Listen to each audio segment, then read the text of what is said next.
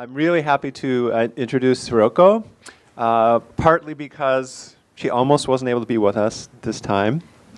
When I asked if people would be who have presented before would be willing to drop out because we had so many people wanting to participate today, Hiroko, in her incredible kindness, of course, was like, "Oh, I'm fine, I'm fine dropping out." But we as a community basically wouldn't have it. Shannon helped to make sure that it would happen, and especially because Hiroko had just received her PhD, so she is Dr. Hiroko Shiota, and she is going to speak on a meditation for the love of the universe. Hiroko. Hi everyone. My topic today is meditation for the love of the universe. I hope you can hear me because I want to stand here and write something and I'm not using microphone. It's okay? You can use this as well. That way you'll be recorded. Okay. Thank you. So the topic of meditation is very ancient. Oh, it's okay. It's okay. But recently, I encountered one philosopher, Japanese philosopher called Izutsu, Mr. Izutsu, Toshiaki Izutsu.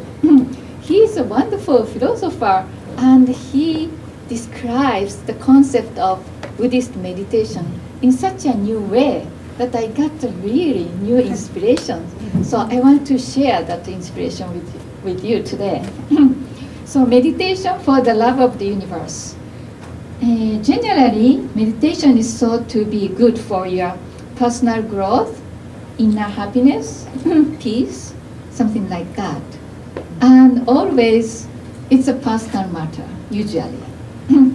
But I think meditation can be something much more than that, something that can change the universe. So I would like to quote some philosophical statement of Kegon and Zen Buddhism. Kegon Buddhism is Huanyan Buddhism in Chinese.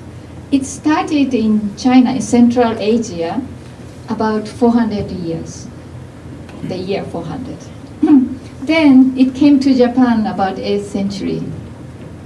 The main doctrine of this philosophy is that the universe is constituting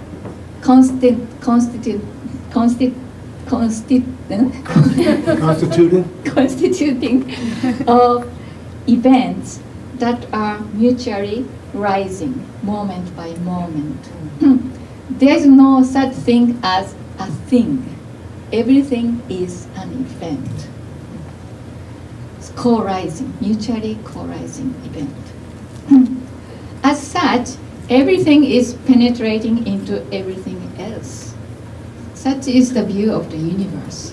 But how can we get there? So there is a perspective to see everything as separate existences. For example, this is chair, this is board, and that's Becky. And Becky is not Brian. So everything got its own essence. And A is always A. A cannot be non-A. That's the linear kind of concept that we are using living in this world. So if I write, this is a Chinese character, means a thing or event. So everything is existing separately, not really connected. You might be able to connect if you want, but usually everything is existing independently. So this is the very ordinary vision. But Kegon and Zen Buddhism says, if we want to see the reality like this, you are confined in your own small mind. You are not seeing the whole picture. So to go out of that confinement, you have to shift to your own perspective. How do we do it? So the Buddhism recommends you to do deep meditation. So as the result of deep meditation, what you get is the realization of nothingness, emptiness, void. So how to draw that? I just can't. So this is nothingness, emptiness. But actually, in a real sense, this nothingness is pregnant with everything. It contains everything. It's the source of everything. It's the energy that permeates in each and every existence and every event. So when we get that perspective, we may achieve the state of enlightenment, so-called enlightenment. And actually Zen and Kegon Buddhism says that that is only halfway. Even you experience enlightenment, you just go halfway. You're not done yet. So what's more after that? So after this enlightenment, you come back to see the world again. There are different kind of things. Everywhere, the chair and the board again. But this time, you are seeing the same thing in a different way because you went through here the transformation of your own perspective. So now how you see the world is that each and everything is permeated by this nothingness, meaning that everything becomes energized by this force of the universe, the unity, seamlessness. That force or energy or sacred nature is permeating each and everything. So you find this is a chair, but it's not just a chair, it's something that the whole universe created, that is sacred. So this is the perspective that you get. So this is the journey after the enlightenment. But Kegon and Zen say that this is still not the end. There is one more step. That step is a kind of amazing place. So there are different things. But this time, you will see the world like this. Means that everything is rising together. And there's no separation. And for example, this is Rand. And Rand is arising from the totality of the universe as Rand. But not just that, everybody else is participating in this rising as Rand. That's the view that Kegon and Zen proposes. So in this case, you like or not, everything is so intimately connected. There's no way we can escape. I'm yours. Yes, and that applies to each and everybody. And not just humans, even the thing is also mutually co-rising with our participation. That is a really radical view. How do we live this? Understanding this view theoretically is one thing, but how can we live this view in our daily life? The one thing Zen and Kegon talk about is the importance of this process. Here, by going through nothingness, we go through a radical transformation of our own view. Kegon and Zen, when they talk about the reality, instead of asking what is reality, they ask what is human. But even then, instead of asking what is human as an object, they ask, who am I? So the reason is that by asking who am I, the definition of the human becomes something so intimate that you have to find your answer within. That's the process they are proposing here. So deep meditation is one way, a tool to achieve that. So when you go through nothingness, you experience not just understanding intellectually, but you experience is that everything that you think has boundary can disappear, can dissolve. Externally, see, it's a solid matter. My body is a solid matter as well. But behind everything, the depth of every existence and event, there is certain energy, the place of seamlessness, that unity that holds everything, something much larger than ourselves. When we really experience that, realize that, then we start to see the intimate connection of everything.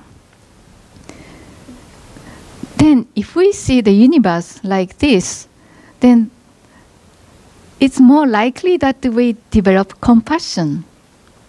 Because everything is so connected, rising together every moment.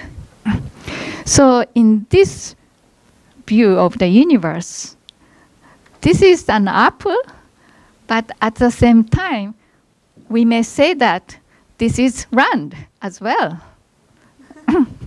This apple, we all together creating this apple every moment, even just now. And if this apple get eaten by somebody, then it changes the co-rising of all of us. Means that everything that happens, any part of the universe is affecting every other things. So that's the worldview of Kegon and Zen. Then there's an interesting anecdote. In Zen, there's a lot of question and answer sessions. It's called koan, between the master and disciples. One day, a master asked a disciple, new disciple, sitting in a room, looking at the garden. So there's a bird. The master said, "What's that?" Pointing to a bird. Then disciple said, "A bird." The master said, "Go and meditate." So he thought, oh, what's wrong? Did I answer?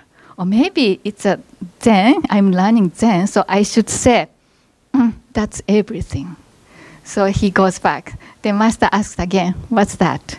He said, that's everything. The master said, go and meditate. He goes back. Then he thinks, what was wrong with my answer? Oh, now I know. Because if I go through this process, everything is me as well. Everything is a different manifestation of myself. So I should say, that's me. So he goes back again and says, Master asks, what's that? He said, that's me. He's so proud. Then the master says again, go and meditate. Then he meditated years and years and years. After 30 years, he goes back. The master sitting in a room, pointing out a bird and asks, what is that? He says, a bird. This time, master said, yes, you got it. And this time, even he had answered, that's me, or that's everything, the master would have said, yes, you got it. Because he's not just answering from his head, but he really underwent this transformation, radical inner transformation. And the view of the the universe shifted. That's what the master saw. But when I think of this relationship, actually the more I contemplate it, the more I experience this, I feel uncomfortable as well. Because it's nice to feel that you are connected to something beautiful, present, or loving. But if you are really, really co-rising, mutually co-rising with everything, with violence, with nuclear weapons and everything, how do you feel? But that's the reality. So according to Kegon and Zen Buddhism, there is no such external evil that you see there, that's evil. There's no such thing. If there's evil somewhere, you are co-rising. You are mutually co-rising together with that as well. So it becomes our responsibility to see everything connected and how we participate even in that violent aspect of life.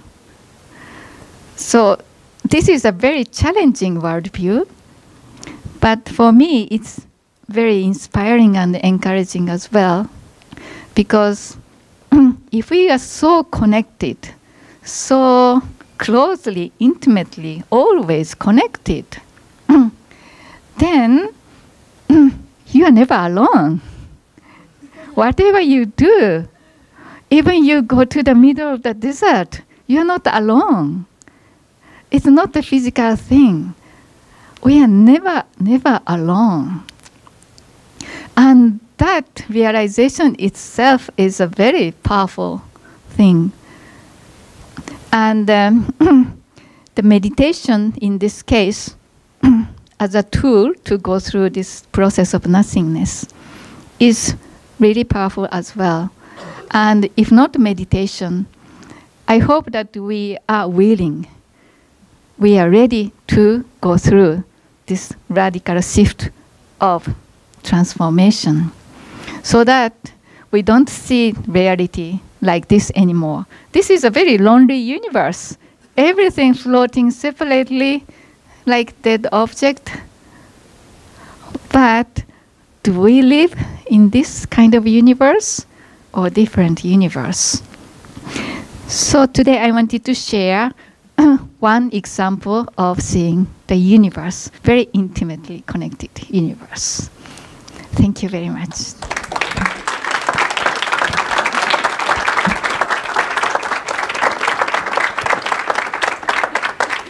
Thank you.